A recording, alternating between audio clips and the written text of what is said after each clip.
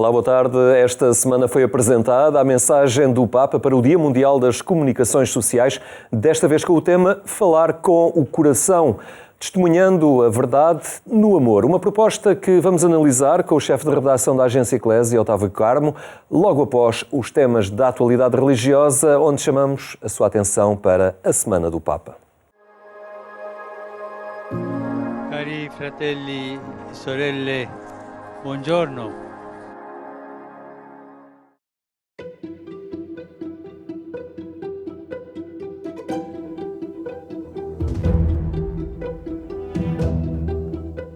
A celebração do Domingo da Palavra, com a instituição de novos ministros e ministras como leitores e catequistas, deixou uma mensagem a toda a Igreja. O anúncio do Evangelho tem o lugar central e deve chegar cada vez mais longe. Non ci succeda di professare un Dio dal cuore largo ed essere una Chiesa dal cuore stretto. Questo sarebbe, mi permetto di dirle, una maledizione. Professare un Dio dal cuore largo ed essere una Chiesa dal cuore stretto. Non ci succeda da predicare la salvezza per tutti e rendere impraticabile la strada per accoglierla. Non ci succeda di saperci chiamati a portare l'annuncio del Regno e trascurare la parola, disperdendoci in tante attività secondarie. Riscopriamo con stupore il fatto che Dio ci parla, in particolare attraverso le Sacre Scritture.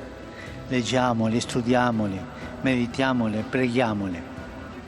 Ogni giorno leggiamo un brano della Bibbia, specialmente del Vangelo. Lì Gesù ci parla, ci illumina, ci guida.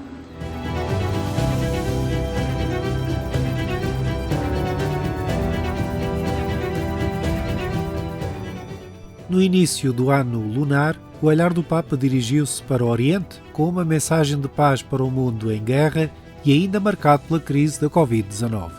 Desidero formulare voti di pace e di ogni bene a tutti coloro che in Estremo Oriente e in varie parti del mondo celebrano il Capodanno lunare.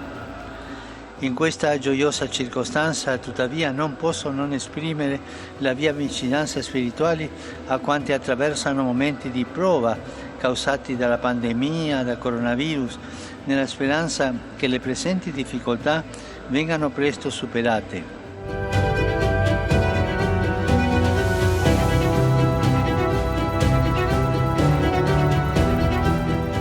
Não há sinodalidade completa sem unidade dos cristãos. Esta é a convicção que move o Papa e o Vaticano para propor uma vigília ecuménica a 30 de setembro, antes da primeira sessão da 16ª Assembleia Geral Ordinária do Sínodo dos Bispos. A iniciativa foi apresentada esta semana. Synodality, with its accent on baptism and on the Holy Spirit, is in fact a great chance to go one step further in ecumenism. Because the Catholic Church, as you know, its theology was very much Christ-centered. The Synod does not only consist on discussions, no, but really being a spiritual way together, and to underline the importance of praying together in this time of growing polarizations. E non dimenticatevi di pregare per me. Arrivederci. O clero das Dioceses do Sul reuniu-se em Albufeira para debater os desafios da Igreja Sinodal. Igreja Sinodal, uma igreja atenta aos sinais dos tempos. O processo lançado pelo Papa Francisco esteve no centro das jornadas de atualização do Clero do Sul, que reuniram mais de 70 participantes, entre bispos, padres e diáconos das dioceses do Algarve, Beja, Évora e Setúbal. O povo de Deus somos todos nós, não é? A hierarquia, o Papa, os bispos, os sacerdotes, os consagrados, os leigos, todos formamos o povo de Deus e, portanto, esta é a riqueza de podermos ouvirmos-nos, ouvir o Espírito Santo, inclusivamente ouvir aqueles que, não sendo cristãos ou não sendo católicos, mas sendo cristãos de outras igrejas, crentes de outras religiões, homens e mulheres de boa vontade, também que possamos ouvir os apelos que eles nos fazem a nós, Igreja. Neste aspecto foi extremamente importante a presença do Cardeal, aquilo que ele aqui nos trouxe, e a ocasião também de nos ajudar a perceber que estamos a iniciar um caminho que no fundo é voltar ao concílio, ou se quisermos até aos primeiros tempos da Igreja, os primeiros séculos em que a Igreja efetivamente era mais sinodal do que foi depois durante alguns séculos. Il cammino sinodale è un cammino per tutta la Chiesa, dove sono coinvolti tutti i battezzati. Allora è conseguenziale che anche il cammino sinodale avrà questa dimensione ecumenica e non deve sorprenderci, perché anche nel documento preparatorio che abbiamo proposto un anno fa abbiamo fatto un invito a tutte le chiese particolari per coinvolgere in questo processo di ascolto anche i nostri fratelli, le nostre sorelle che appartengono a altre dimensioni cristiane. A dinâmica sinodal, em chave missionária, aponta a um envolvimento cada vez mais alargado dos leigos, obrigando a uma nova organização pastoral. A Igreja é missionária e, se não for missionária, deixa de ser Igreja Fiel a Jesus Cristo. E o mesmo pode-se dizer de cada cristão, de cada batizado. Isto é uma mudança, um bocadinho de sensibilidade, mas também de mentalidade, em relação à corresponsabilização dos leigos naquilo que é a vida da sua própria paróquia. Por exemplo, uma coisa que estamos a conseguir, que era difícil antes, agora está-se a conseguir, é a constituição de conselhos de pastoral paroquial. São conselhos de pastoral paroquiais. Não é? Havia o Conselho Económico já há muito tempo, por tradição, as fábricas das igrejas, isso tudo. O Conselho Pastoral era algo que não se via assim muito a necessidade, bastavam 3 ou 4 pessoas, que sempre houve e continua a haver em tantas paróquias. Meia dúzia de leigos que colaboram com os párocos na organização da paróquia, na estruturação, na criação de iniciativas e também na sua execução, e ficava por aí. Agora, o Conselho Pastoral é um pouco mais representativo dos diversos sectores da paróquia. Há impactos que a Igreja só vê com os olhos dos leigos. E essa leitura do sinal dos tempos precisa de leigos preparados. E é essa a grande questão e o grande desafio, que eu não digo que começa agora, continua, mas a consciência é muito mais apurada. Podemos ser poucos, um pequeno grupo, mas as comunidades têm que viver esta sinodalidade. Temos que ir juntos. Não podemos fazer para, mas estar com e caminhar juntos. As jornadas de atualização do clero do sul de Portugal concluíram-se com o apelo a uma cultura vocacional e a apostas na pastoral juvenil. Foi divulgada a mensagem do Papa para o Dia Mundial das Comunicações Sociais, apresentada numa sessão que decorreu na Diocese de Santarém. Falar com o coração. O desafio é deixado pelo Papa Francisco na mensagem para o Dia Mundial das Comunicações Sociais deste ano de 2023. E com 2 propósitos. Colocar o coração no centro da comunicação, afirmando que sonha com uma comunicação eclesial que saiba deixar-se guiar pelo Espírito Santo, gentil e, ao mesmo tempo, profética, capaz de encontrar novas formas e modalidades para o anúncio maravilhoso que é chamado a proclamar no 3º milénio. Depois, o Papa rejeita toda a retórica belicista, assim como toda a forma de propaganda que manipula a verdade, deturpando-a com finalidades ideológicas. Em vez disso, quer que se proponha a todos os níveis uma comunicação que ajude a criar as condições para se resolverem as controvérsias entre os povos. A guerra não é uma realidade pura e simplesmente exterior. Ela começa precisamente no interior de cada pessoa. E por isso é que o apelo do Papa é que, realmente, a partir do amor, e ele quis este ano realmente frisar este sentido do amor, a partir do amor que está no coração de cada um, de cada pessoa, então edifiquemos laços, relações, que estabeleçamos o encontro entre todos, que no fundo vão favorecer que depois, na justiça, no bem, na relação fraterna, neste sentido de respeito mútuo por aquilo que cada um é, e todos somos diferentes atualmente, mas somos uma única humanidade, então construamos uma sociedade que viva realmente na paz. A mensagem do Papa foi apresentada numa sessão promovida pela Comissão Episcopal do Setor e pela Diocese de Santarém.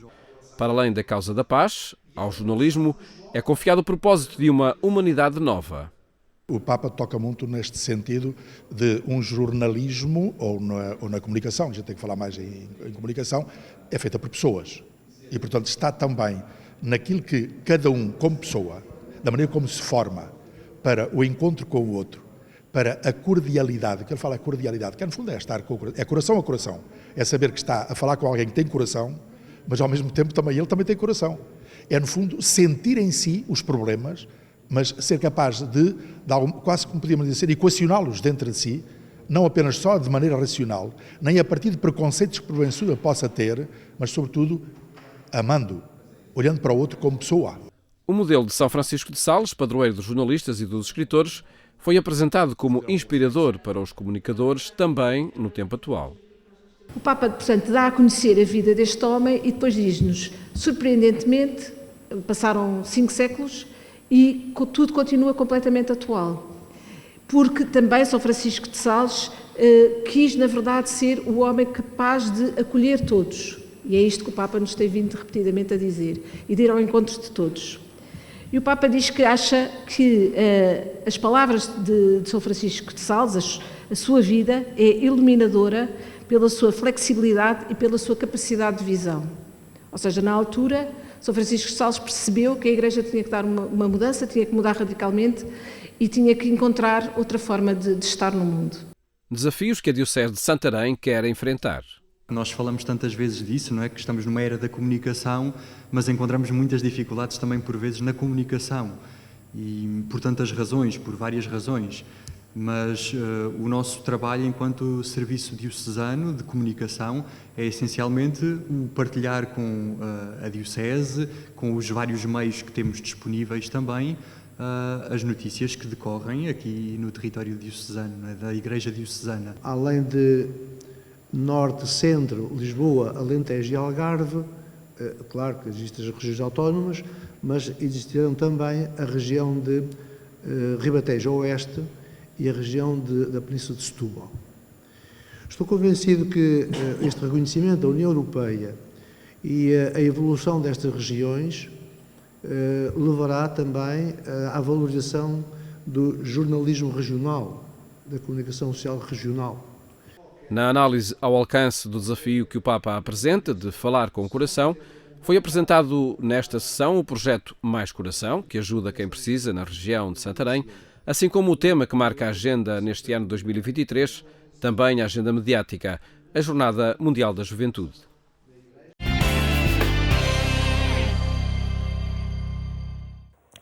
Falar com o coração, testemunhando a verdade no amor, é a proposta do Papa para o Dia Mundial das Comunicações Sociais, que se assinala a 21 de maio. Temos entre nós Otávio Carmo, é vaticanista, mas também o chefe de redação da Agência Eclésia. Olá, boa tarde, Otávio. Olá, Henrique, boa tarde.